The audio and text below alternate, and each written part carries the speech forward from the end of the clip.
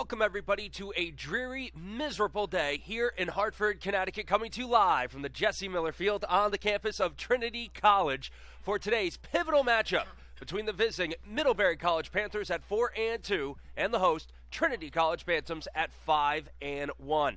For everybody at NSN, including our cameraman and producer, Ryan Nye, I'm Jake Donnelly.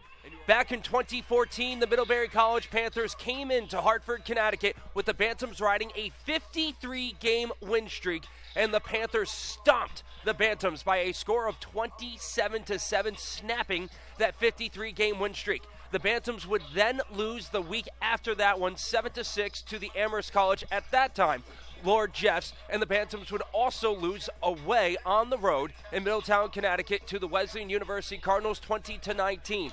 But those back-to-back home losses by the Bantams to the Panthers and, at that time, the Lord Jeffs in 2014, that is the last time the Bantams have lost here at home. The Bantams are now riding a 15-game win streak. Every team that has come into the Jesse Miller Field has lost, and the Bantams are looking to make sure they make it 16 in a row and keep their hopes alive to take yet another NESCAC championship. It is going to be Eric Sachs, the All-American kicker, starting things off for us here in Hartford, Connecticut. Set to return for the Panthers, it is Jimmy Martinez. He is inside of his own 5, joined by Greg Livingston. Sachs to Martinez, just at the 2-yard line. Martinez looking for a seam. He'll get bottled up as he crosses the 20-yard line, brought down by the Bantams linebacker, R.J. Guardia. Perkins and Ritter will send out his punter, Maxwell Rye. So it looks like the Bantams have made the stop here. This is the portion of the field where a fake would be in order, as the Bantams have kept their defense out on the field. They don't have anybody back to field this punt. 10 seconds left on the play clock, but Riot's blocked! Straight up into the air! Libby trying to field it. Actually, he'll let it go, but the Bantams will take over at their own 49-yard line. It looked like Perkins may have gotten a hand on it. And this is going to be Seamus Lambert is going to make his second straight start. Jordan Vazano, the normal starter for the Bantams, was a game-time decision. We didn't even know until right now that it's going to be Lambert in the backfield, the freshman out of North Andover, Massachusetts, as he's got Max Chaporis, the first-team All-NESCAC running back. He'll hand it to Chaporis, trying to go right off tackle, and he'll get a couple before he's banged down. Making that tackle there for the Panthers was Clay Hunt. Bantams, one of the best rushing teams in the conference, as I mentioned, second in the NESCAC in rush yards per game. Just 3 yards behind the Amherst College Mammoths. Colby Schofer, who is having one heck of a season, lined up in the slot to the far side. Jonathan Gerard, second in the nation in catching yards per game, although Chaporis has got a big hole off of the right side. Chaporis finally ushered out of bounds as he throws a stiff arm into Jonathan Hobart. But Chaporis, a big gainer, and the Bantams are moving all the way down to the Panthers' 13-yard line. It's a gain of 27 on the 1st and 10 run for Chaporis. Handoff again to Chaporis. He hurdles, and it's going to be close. The officiating crew is looking at the chains, and they're going to leave them there. So the first big play of the game coming up. 4th and a half yard from the Panthers' 4-yard line. They need to get to the 3. It's been all Chaporis thus far. It's going to be Chaporis again, and I don't think he got it. In fact, he's going to lose a yard. 4 different Panthers were in on the tackle. Martin Williams looked to be the first man in there, and he had a ton of help, including from his senior linebacker, Clay Hunt. So the Bantams, with a punt block, start from their own 49-yard line, bring it all the way inside of the Panthers' 5, but the Panthers' defense comes up huge. Colin Bollier at about the 41-yard line tied for second all-time in punt return touchdowns along with his head coach, Jeff Devaney. Bantams almost get to that one as this is a sidewinder which will bounce out of bounds shy of the 30-yard line. So that's about a punt of 20 yards. It'll be marked at the 29-yard line. In Hartford, no score between the Bantams and the Panthers. This is the Bantams' second foray into Panthers territory already in this first quarter, although the Bantams came up empty on their last such occurrence.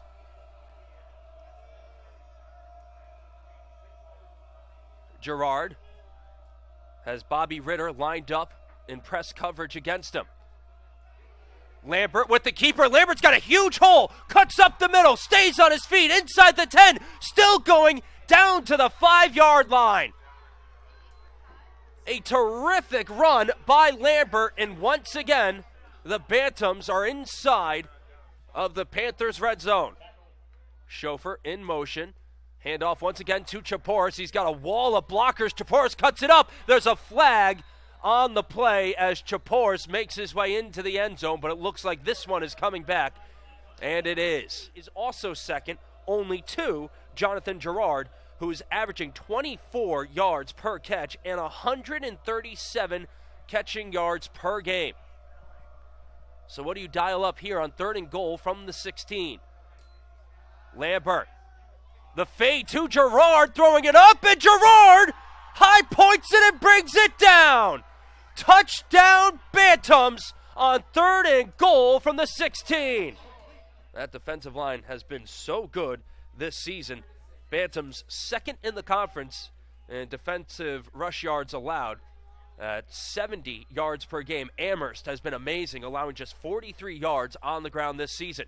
So 3rd and 11 for the Panthers. Jernigan flushed out of the pocket, rolling right. Jernigan gets popped as he releases it. And was that caught? It looked like it hit the ground. And the back judge has to come from about 25 yards back to make the play. And it looked like the right one, but Jernigan got absolutely walloped getting rid of that. So a loss of 1 on the second down carry sets up a 3rd and 8 now, as Brian Vieira will replace Joe Samuelman.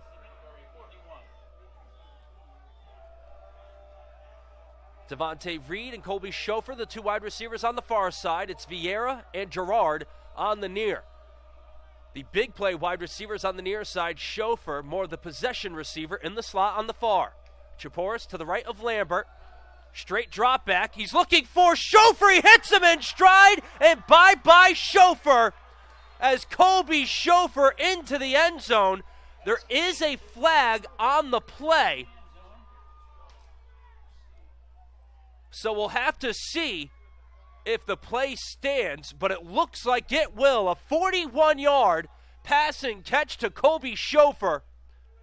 Bantams in a 4-3. Handoff to Sibilia, and he's going to lose a yard.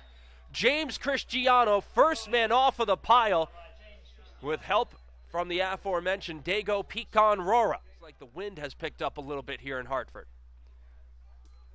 Handoff to Chaporis. Chaporis has a huge hole, bounces it to the outside, picks up a blocker, and gets tripped up as he crosses the 40-yard line. He'll be marked down at the 42. So a pickup of 27 for Max Chaporis, and everything is going right thus far in Hartford for the Bantams. Sibilia stays in the game to the left of Jernigan. And Jernigan keeps it. That's a bad decision, as Corey Jean-Jacques drops him for a loss of 4 in a row. But Lambert has been great. 2 touchdown passes on the day thus far. He's got 2 wide receivers to the far side, 1 to the near. He'll keep it, follow his blocker. He's got a huge hole. Lambert tries to cut up, but he's popped just as he crosses the 50-yard line by Gordon Pollock. Vieira, the lone wide receiver on the near side. Lambert looking for Chauffeur again. It's caught at the goal line. Touchdown! The second touchdown pass of the day from Lambert to Chauffeur, and Colby Chauffeur now has 15 career touchdown catches. and the Bantams lead 20-0. Gerard, Vieira, and Schofer far to near on the far side. The play action, Samuelman is open down the near sideline, and Samuelman makes the catch inside of the Panthers' 15-yard line, and Seamus Lambert is hitting everybody and anybody he wants. Just Samuelman's 4th catch of the season. And his longest career catch, that was good for 36 as the turf monster looks to get a piece of Lambert. Actually, all-time leading scorer in Trinity College history with 230 points. Most touchdowns all time, total and on the ground. Looking for rushing touchdown number 38. The handoff to Chaporis, and he's going to jog on in there. Max Chaporis, 1-yard touchdown run, and the Bantams lead 27-0. So with 10:09 to go in the third quarter, and the Panthers not yet on the scoreboard. We'll see what they can do here. As that is not Will Jernigan. The Panthers are going to their other quarterback, Jack Messervy. Messervy has played in 5 games so far. Messervy goes wide, throws, and he's got his man out to the 35-yard line. It's a pickup of 15. That's the longest play of the day for the Panthers. Banky, who was 2017 NESCAC first team, does not have a catch today.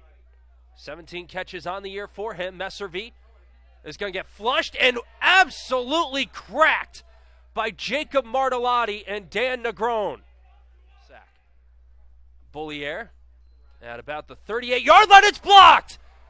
And it's picked up. Hobart will drag down the Bantam that picked it up. That was Cole Tagnorelli. Play action. Lambert up the seam. Gerard, touchdown! The second touchdown catch of the day for Jonathan Gerard. The 4th touchdown throw by Seamus Lambert. And the Bantams, just like that, capitalize off of the block punt. Punt of 46 yards. Messervy drops back, and he's going to get hit again. Shane Libby, the man to smack him first. Devin Perkins was also there to greet him rather rudely. As Libby picks up career sack number 13 and a half. The senior out of Scituate, Massachusetts, drops Messervy for a 5-yard loss on first down. That is Lambert. Quickly, the handoff to Lockwood. Lockwood's got a good hole off of the tackle, skips through a couple of would-be tacklers, and jolts his way out to the 43-yard line. Lockwood does have 3 touchdowns on the season, averaging 6.7 yards per rush. Last week against Bowdoin, 9 rushes for 63 yards and a touchdown. Handoff to Lockwood. The jump cut, stays on his feet before he's alligator down at the 49-yard line. Hobart once again in on the tackle. Lockwood, the Gatorade Player of the Year in Connecticut, his senior year in high school, won a state championship while scoring 44 touchdowns. As I mentioned, has already scored 3.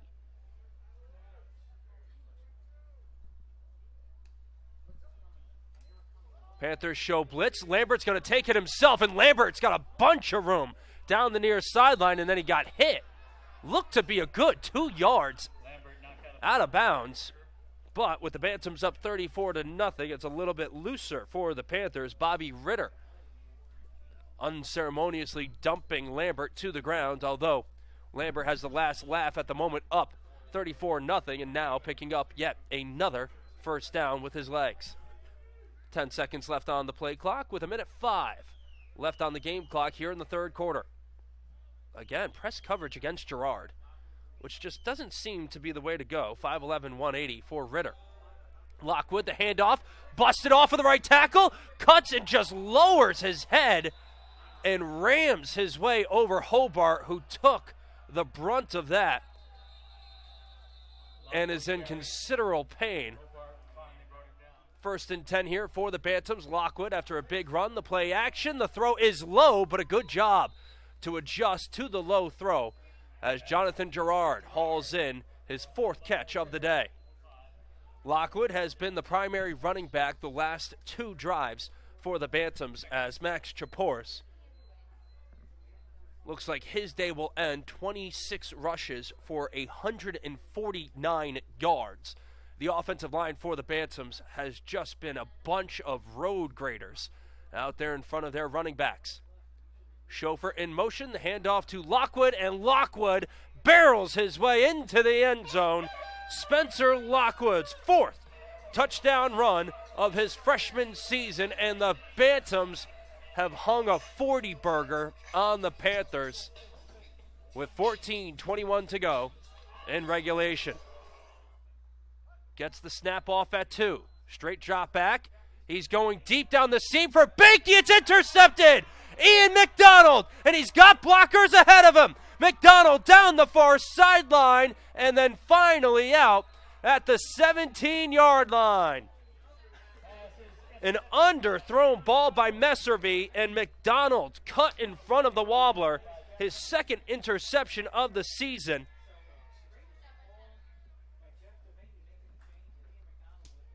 Had an interception 2 weeks ago. Apparently McDonald loves playing here. 1st interception of the season was right here at Jesse Miller Field against the Tufts Jumbos.